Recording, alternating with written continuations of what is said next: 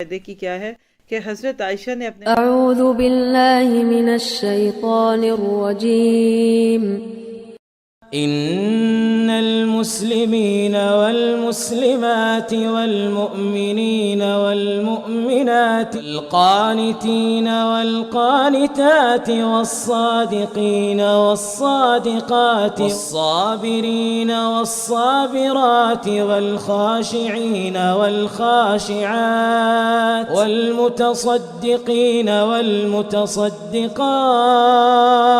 والصائمين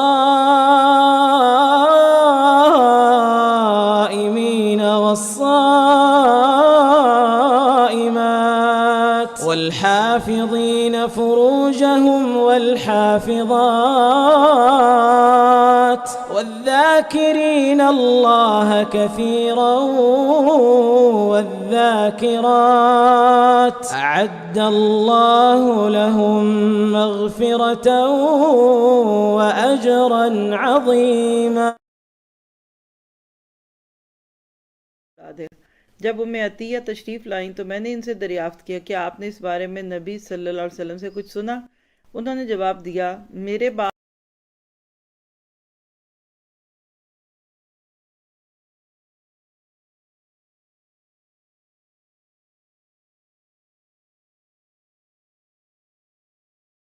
نحمده ونصلي على رسوله الكريم اما بعد فاعوذ بالله من الشيطان الرجيم رب اشرح لي صدري ويسر لي امري واحلل عقدة من لساني يفقهوا قولي رب يسر ولا تعسر وتمم بالخير.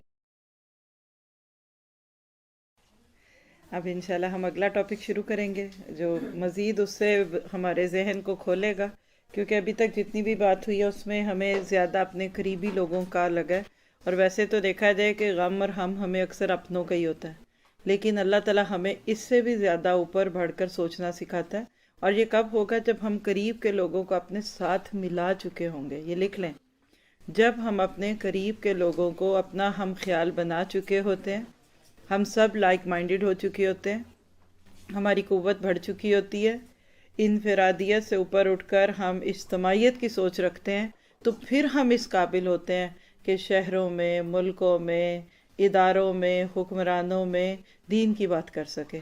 ایک اکیلا 2 11 آپ نے کہاوت تو سنی ہوئی ہے نا، تو اکیلا بندہ زیادہ دور تک نہیں جا سکتا. ایک انگلش کی کہاوت کہیں پڑھی تھی کہ اگر تم تیز چلنا چاہتے ہو تو اکیلے چلو، اور اگر تم دیر تک چلنا چاہتے ہو تو دوسروں کے ساتھ چلو.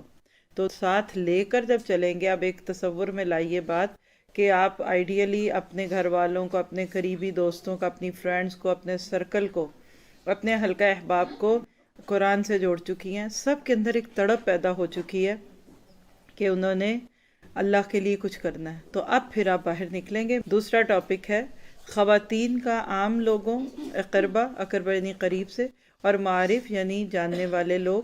معارف میں سے جماعتوں کا احتساب کرنا. پہلے کیا تھا؟ انفرادی احتساب، اب ہے جماعتوں کا احتساب. تھوڑی سی اس کی تمہید پڑھتے ہیں. قرون اولیٰ یعنی پہلے دور کی مسلمان عورتوں نے نہ صرف عام لوگوں، قرابت داروں اور شناسہ لوگوں میں سے افراد کا احتساب کیا، بلکہ انہوں نے تب بھی فریضہ احتساب ادا کیا جبکہ غلطی کرنے والوں کی تعداد زیادہ ہوتی تھی. ہم بعض دفعہ کیا کہتے ہیں؟ ہم پیئر پریشر میں آ جاتے ہیں، پیپل پریشر میں آ جاتے ہیں. اب سب یہ کر رہے ہیں تو ہم کیسے روکیں؟ تو یہاں یہ لکھا ہے کہ نہیں، سب کرے یا کم کریں، غلط ہی ہوتا ہے.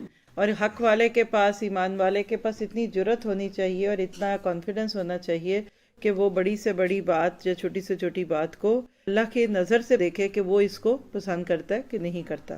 تو اس میں ہم پہلا واقعہ کیا دیکھیں گے؟ آدھی رات کو طہر دیکھنے کے لیے طلب چراغ پر بنت زید رضی اللہ عنہ کا نقد. حضرت زید بن ثابت رضی اللہ عنہ کی صاحبزادی کو خبر ملی کہ کچھ عورتیں اپنے طہر کی حالت، طہر کہہ کہ میں پیریڈ سے پاک ہو گئی ہوں کہ نہیں. آپ جانتے ہیں کہ ایسے وقت میں مغالطہ لگا رہتا ہے، ختم ہوا ہے نہیں، سوچنے ختم ہو گیا، پھر ہو گیا. تو وہ عورتیں راتوں کو اٹھ کے چیک کرتی تھیں کہ کہیں ہماری نماز نہ چلی جائے. یہ بات ہو رہی ہے. چراغ کو طلب کیا کرتی تھی. انہوں نے اس پر نقد فرمایا. نقد سے مراد یہ کہ تنقید کی. کیسے کی؟ امام مالک نے عبداللہ بن ابی بکر سے، اور انہوں نے اپنی پھوپھی سے، اور انہوں نے زید بن ثابت کی صاحبزادی سے روایت نقل کی انہیں خبر پہنچی کہ کچھ عورتیں آدھی رات کو چراغوں کو طلب کرتی ہیں تاکہ وہ دیکھیں کہ آیا وہ حیض سے پاک ہو چکی ہیں۔ اس پر وہ ان پر تنقید کرتی اور فرماتی عورتیں ایسے تو نہ کیا کرتی تھیں۔ کیا پتہ چلا کہ اسلام آسان دین ہے، اس میں بیجا مشقت نہیں۔ اللہ تعالیٰ نے سورۃ حج میں یہ فرما دیا، وَمَا جَعَلَ عَلَيْكُمْ فِي الدِّينِ مِنْ حَرَجٍ، اور تم پر دین کے معاملے میں کوئی تنگی نہیں رکھی گئی۔ اور اسی طرح سے یرید اللہ بکم اليسر ولا یرید بکم العسر، اللہ تعالیٰ تمہارے لیے آسانی چاہتا ہے اور وہ تمہارے لیے تنگی نہیں چاہتا۔ سورۃ حج کی پہلی آیت تھی آیت 78 اور دوسری آیت سورہ بقرہ کی 185 ہے۔ تو کیا پتہ چلا کہ اللہ تعالیٰ نے عورتوں کو اس بات کا پابند نہیں کیا کہ وہ آدھی رات کو اٹھیں اور دیکھیں کہ وہ حیض سے پاک ہو چکی ہے یا نہیں۔ علامہ عینی نے ان کے نقد کا سبب بیان کرتے ہوئے اور تحریر کیا، انہوں نے عورتوں پر اس لیے نقد فرمایا کیونکہ ان کے طرز عمل میں مشقت تھی، اور دین میں بیجا مشقت قابل مذمت ہے، اور ایسے کیوں نہ ہو جب کہ آدھی رات کا وقت آرام کے لیے ہے، طہر کی جانچ پڑتال کے لیے نہیں۔ دوسری بات ہے، دینی امور کی سر انجام دہی میں بیجا مشقت قابل تعریف نہیں بلکہ قابل نقد اور احتساب ہے۔ قابل تعریف طرز عمل تو حدود شریعت میں رہتے ہوئے دینی کاموں کو سر انجام دینا ہے۔ تیسری بات، حضرت زینب کی صاحبزادی نے اپنے احتساب کی تائید میں نبی کریم صلی اللہ علیہ وسلم کے زمانے مبارک کی عورتوں کے طرز عمل کو پیش کیا کہ اگر نصف رات کو اٹھ کر طہر کی جانچ پڑتال کرنا ضروری ہوتا تو اللہ کے نبی کے بابرکت زمانے کی عورتیں ایسا ضرور کرتی۔ تو خلاصہ کیا نکلا کہ وہ عورتیں کتنی کانشیس تھیں۔ اس کے اپوزٹ بعض لوگ فارغ ہو بھی جاتے ہیں، غسل نہیں کر رہے، نمازیں شروع کرنی پڑیں گی، غسل بھی کر لیا ہے، ابھی ہم نے کلیننگ نہیں کی، یہ نہیں کیا، نمازیں چھوڑتے ہیں۔ تو یہاں ایک سائڈ کا نقطہ یاد رکھے کہ جب پیورٹی آ جائے تو اس کے بعد فوراً نماز فرض ہو جاتی ہے، آپ غسل کریں یا نہ کریں، اس کا اس سے غسل سے تعلق نہیں ہے۔ اگر آپ نے غسل میں جان کے دیر کی تو اس نماز کو آپ نے جان کے قضا کیا ہے۔ تو ہمیشہ جانچ پڑتال کر کے جو ہی آپ کو احساس ہو کہ یہ کام ہو گیا تو آپ غسل کریں اور اس کے بعد نماز ادا کریں۔ بلکہ یہ جو بات ہے یہ ہمارے کلچر میں کم ہے۔ مفسرین کہتے ہیں اور علماء کرام کہتے ہیں کہ جو پچھلی نماز ہے، مثلا ایک سسٹر ہیں وہ عصر کی نماز کے وقت فیل کرتی ہیں کہ وہ فارغ ہو گئی ہیں، وہ غسل کر کے نماز شروع کرتی ہیں، تو وہ علماء کہتے ہیں کہ احتیاط کا تقاضا ہے کہ اسے پچھلی نماز کو بھی دہرا لیں۔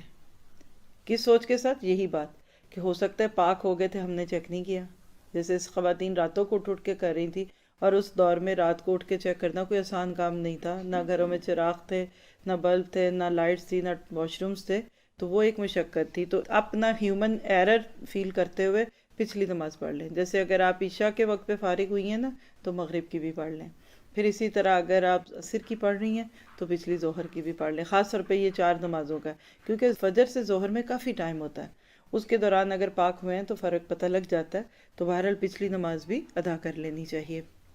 اللہ تعالیٰ ہمیں ایسے ہی تقویٰ عطا فرمائے۔ پھر اس کے بعد اگلا واقعہ ہے طواف کی رکعتوں کو مکروہ وقت تک مؤخر کرنے پر عائشہ رضی اللہ تعالیٰ عنہ کا احتساب۔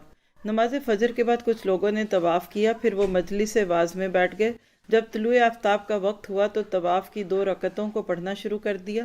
حضرت عائشہ نے ان کے اس طرز عمل پر تنقید فرمائی۔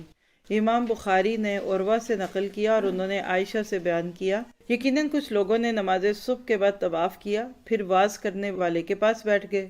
اب امیجینیشن میں لائے نا، طواف ہو رہا ہے فجر کی نماز کے بعد، پھر ایک بندہ وہاں واعظ دے رہا تھا تو یہ بھی بیٹھ گئے۔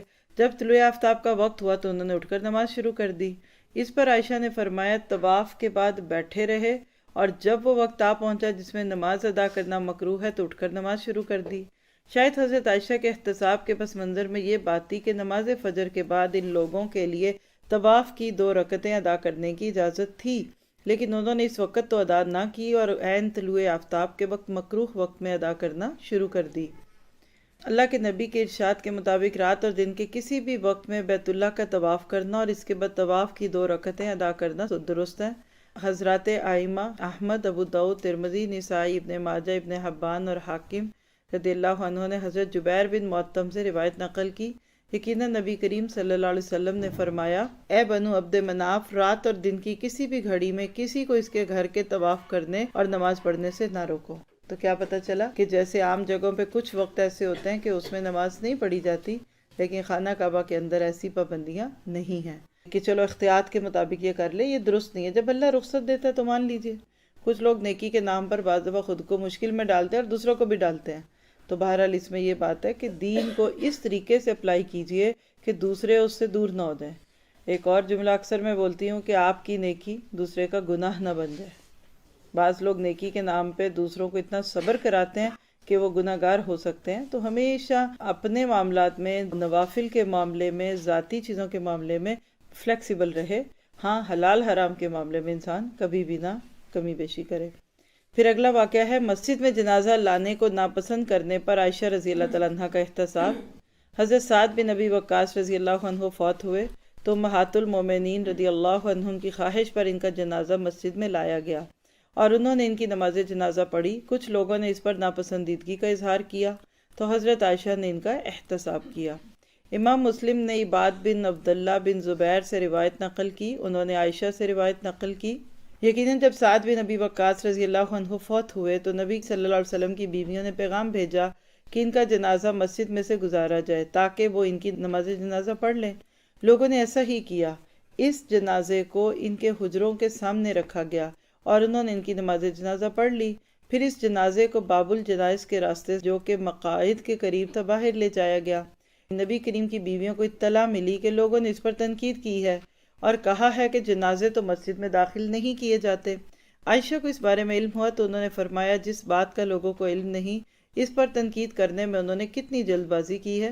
جنازے کے مسجد میں سے گزارنے پر انہوں نے ہم پر اعتراض کیا ہے حالانکہ رسول اللہ نے سہیل بن بیدا کی نماز جنازہ مسجد ہی کے اندر ادا کی تھی. تو کیا پتہ چلا کہ مسجد میں جنازے کا لانا اور مسجد میں نماز جنازہ ادا کرنا اللہ کے نبی کی سنت سے ثابت ہے. سب سے بڑی دلیل دیکھیں کہ خانہ کعبہ بھی تو ایک مسجد ہی ہے نا، تو اس کے اندر جب جنازے جاتے ہیں لائے جاتے ہیں تو بری بات تو نہیں. لیکن بعض لوگ جنازے کو ایک بڑی اچھوت چیز سمجھتے ہیں کہ یہ اندر آ گیا تو یہ ہوگا وہ ہوگا، حالانکہ وہ انسان ہوتا ہے جس کے ساتھ مل رہے ہوتے ہیں. پہلے دیکھیے سانس کی ڈوری ٹوٹتی ہے تو لوگ آپ سے بیگانے ہو جاتے ہیں. میت کے ساتھ رات گزارنی پڑے تو لوگ خوف محسوس کریں. کل کی رات تو آپ ان کے ساتھ تھے، صرف سانس کی ڈوری ساتھ تھی نا. تو کتنی جلدی ایک انسان دوسروں کے لیے اجنبی بن جاتا ہے. دوسری بات کیا پتہ چلی کہ بعض لوگ لا علمی کی وجہ سے سنت سے ثابت چیزوں پر بھی اعتراض کرتے ہیں اور اہل علم کے ہاں ان اعتراضات کی کوئی حیثیت نہیں کیونکہ وہ ان کے علم کی کمی کی دلیل ہوتی ہے.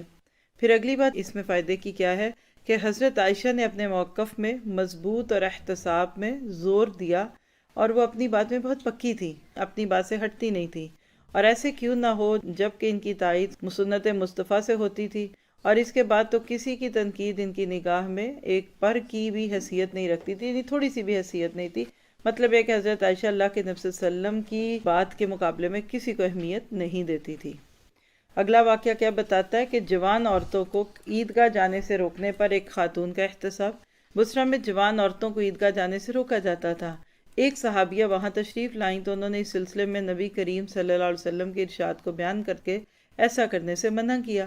امام بخاری نے حفصہ سے روایت نقل کی اور انہوں نے بیان کیا عیدین کے موقع پر جوان عورتوں کے جانے سے ہم منع کیا کرتے تھے.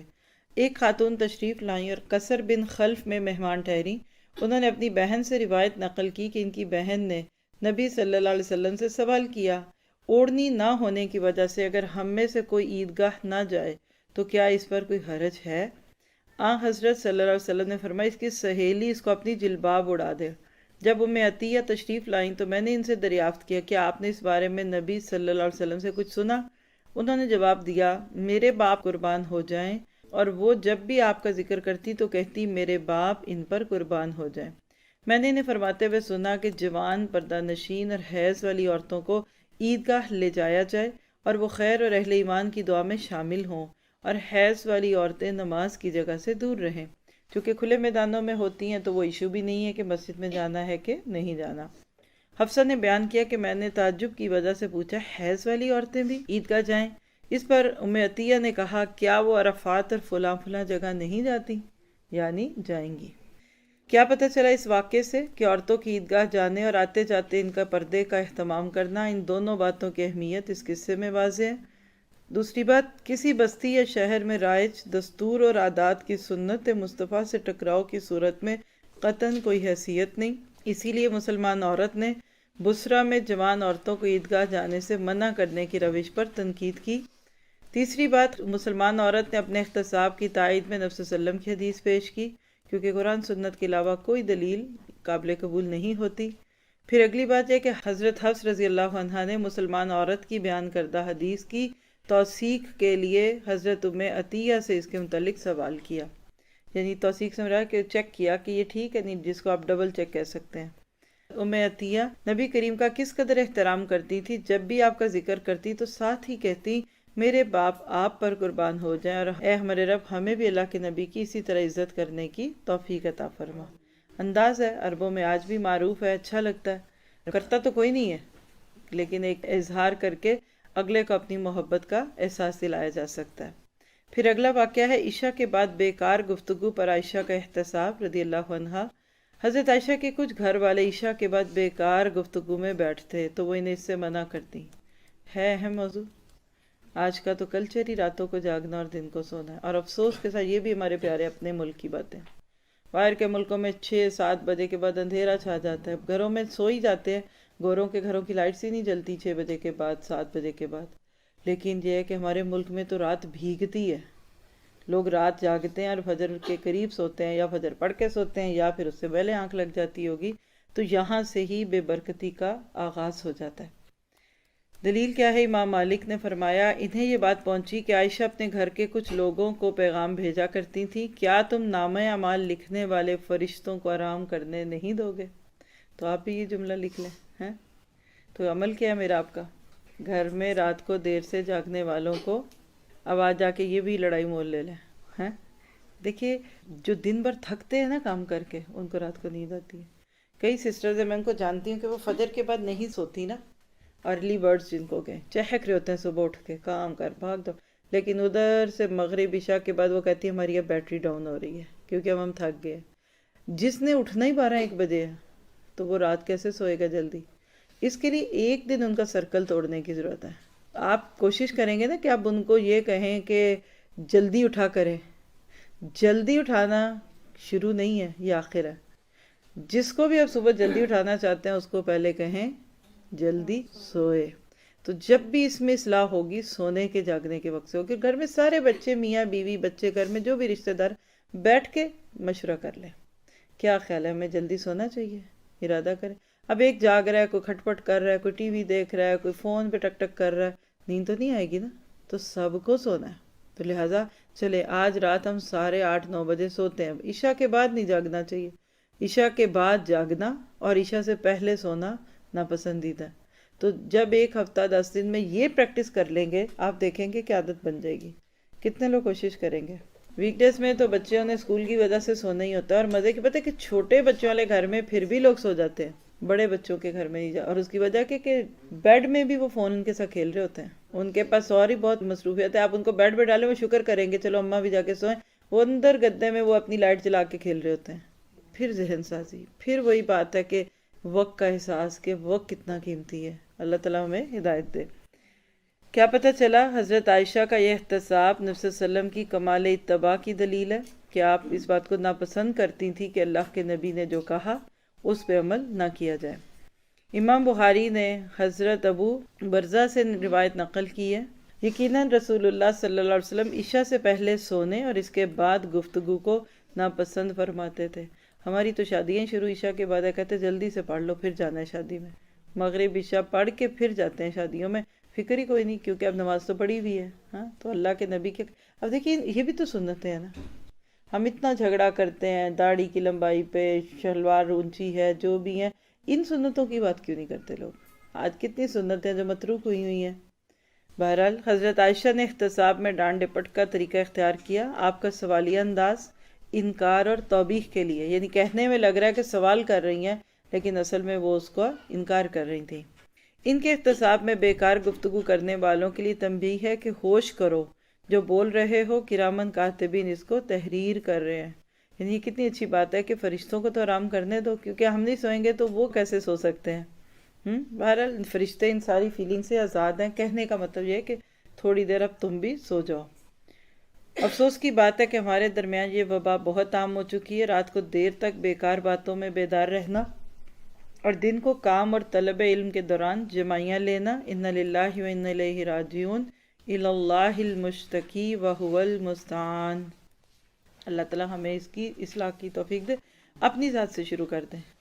آپ سو جائیں وقت پہ، نہ بچوں کو کھانا ملے گا، نہ چائے پانی ملے گا، گھر کا ماحول ہی ایسا بنا دیں، لائٹیں کم کر دیں، یعنی فیلنگ آنے لگے کہ اب نیند آ رہی ہے، تو انشاءاللہ تعالیٰ پھر لوگ بھی اس کے یوز ٹو ہوں گے۔ حوا انصاریہ کا سائل کو ضرور کچھ دینے کا حکم۔ عمر بن معاذ انصاری کے ہاں ایک سائل آیا، ان کی دادی حضرت حوا نے اہل خانہ کو حکم دیا کہ اس کو ضرور کچھ دیا جائے۔ دلیل امام احمد نے عمر بن معاذ انصاری سے روایت نقل کی ہے، انہوں نے بیان کیا ایک سائل ان کے دروازے پر آ کھڑا ہوا، ان کی دادی حوا نے اس کو کہا اس کو ایک کھجور کھلاؤ، انہوں نے کہا یعنی اہل خانہ نے ہمارے پاس موجود نہیں ہے۔ ان کی دادی نے کہا تو اس کو ستو پلا دو، انہوں نے کہا آپ عجیب بات کہہ رہی ہیں، کیا ہم اس کو ایسی چیز کھلا سکتے ہیں جو ہمارے پاس موجود ہی نہیں ہے؟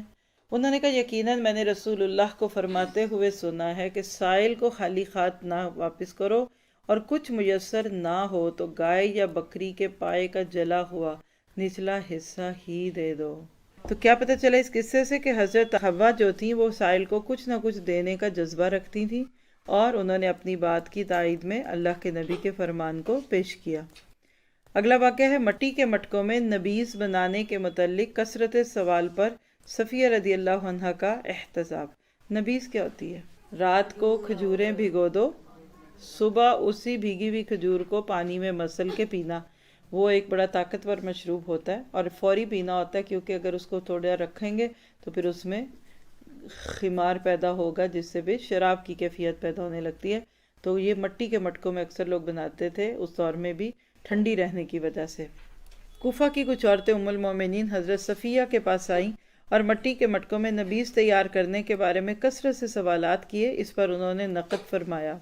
امام احمد نے یالا بن حکیم سے روایت نقل کی اور انہوں نے سہیرہ بنت جعفر کو بیان کرتے ہوئے سنا، انہوں نے کہا ہم نے حج کیا، پھر ہم مدینہ چلی گئیں، وہاں ہم صفیہ بنت حیی کی خدمت میں حاضر ہوئیں تو ان کے پاس کوفہ کی بھی کچھ عورتیں تھیں۔ انہوں نے ہم سے کہا اگر پسند کرو تو تم سوال کرو اور ہم سنتی ہیں، اگر چاہو تو ہم سوال کرتی ہیں اور آپ لوگ سنو۔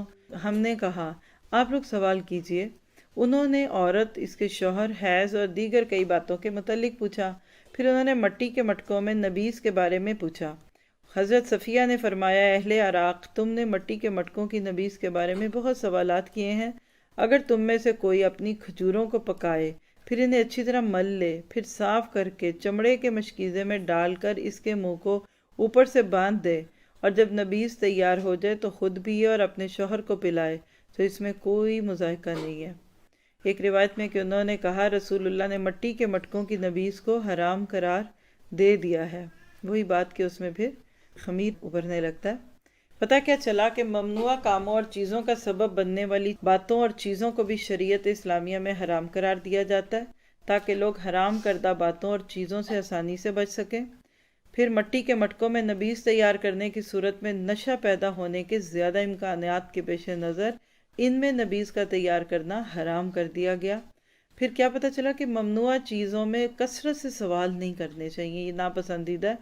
اس لیے حضرت ام المومنین صفیہ نے مٹی کے مٹکوں میں نبیذ کے بارے میں کثرت سوال پر تنقید فرمائی۔ پھر اگلا اس میں ایشو کیا نکلا کہ حضرت صفیہ نے مٹی کے مٹکوں میں نبیذ تیار کرنے کی حرمت بیان کرنے پر اکتفا نہ کیا، بلکہ اس کے ساتھ جائز متبادل طریقہ کار کی طرف رہنمائی فرمائی۔ دعوت و احتساب میں اس بات کی اہمیت اور ضرورت بہت زیادہ ہے، اور حضرت صفیہ نے مٹی کے مٹکوں میں نبیذ تیار کرنے کی حرمت کے متعلق اپنے احتساب کی تائید میں سنت مصطفیٰ پیش کی، اور بلا شک و شبہ حلت و حرمت کے سلسلے میں صرف حرف آخر اللہ تعالیٰ اور اس کے رسول کریم صلی اللہ علیہ وسلم کا فرمان اور بیان ہی ہے۔ تو ساری بات کا خلاصہ پھر کیا نکلا کہ کوئی بھی کسی کے اندر غلط چیز دیکھی تو اس کو حد الوسع روکنے کی کوشش کرنی چاہیے۔ جتنی باتیں ہوئی ہیں اس میں سے کوئی کوشچن ہے؟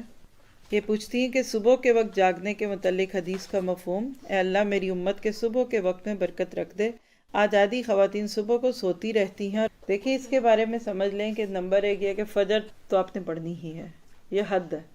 فجر سے پہلے 15 منٹ اٹھ جائیں، 1 گھنٹہ اٹھ جائیں، تہجد پڑھیں، پھر فجر پڑھیں، اذکار کریں، لیکن حد کیا ہے کہ فجر نہیں قضا ہونی چاہیے نا، ٹھیک ہے؟ اٹھیں فجر کی نماز پڑھیں. پھر جو بیچ کا ٹائم ہوتا ہے جس میں سورج ابھی نہیں نکلا، وہ اشراق کا ٹائم ہے، ذکر، اذکار، قرآن کی تلاوت ہے.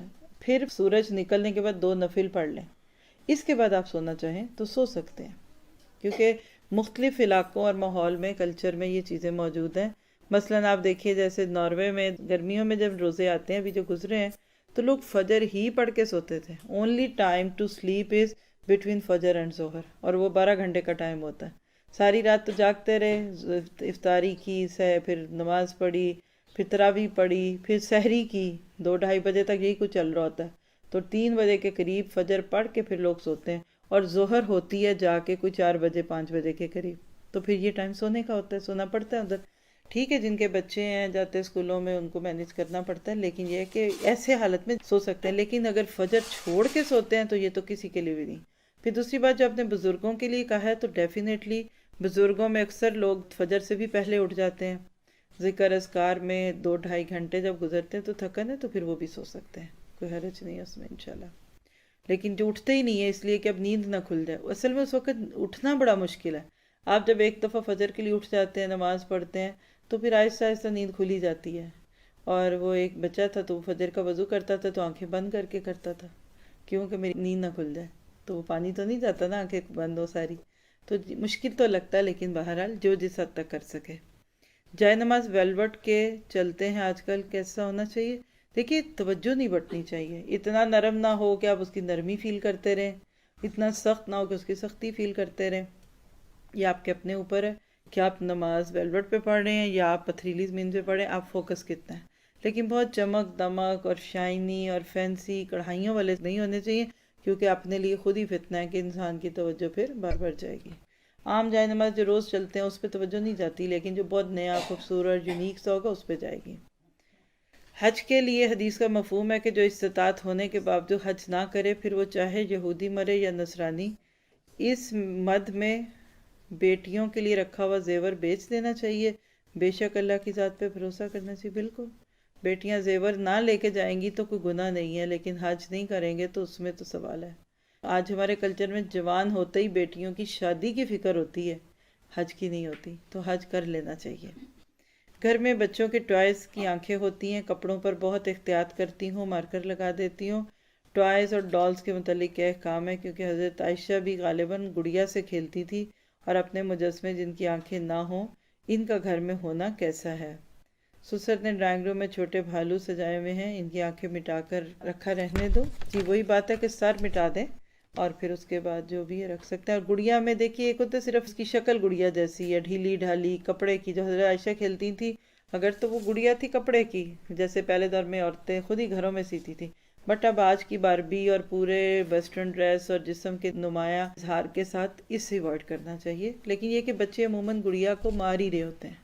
تو اسلام میں تصویر کے بارے میں یہ کہ اس کی بے حرمتی کرو. کبھی بالوں سے پکڑا ہوا کچھ ہے، لیکن کم از کم اگر آپ اپنے بچوں کو لے کے دیتے ہیں یا کوئی آپ کے بچوں کے لیے خریدے تو ان کو کلیئر کہ کوئی ایسی بے حیا ڈریسنگ میں گڑیا نہیں ہونی چاہیے. ٹھیک ہے، چلیے. سبحانک اللہم و بحمدک، اشہد ان لا الہ الا انت، استغفرک و اتوب الیک. السلام علیکم ورحمۃ اللہ وبرکاتہ.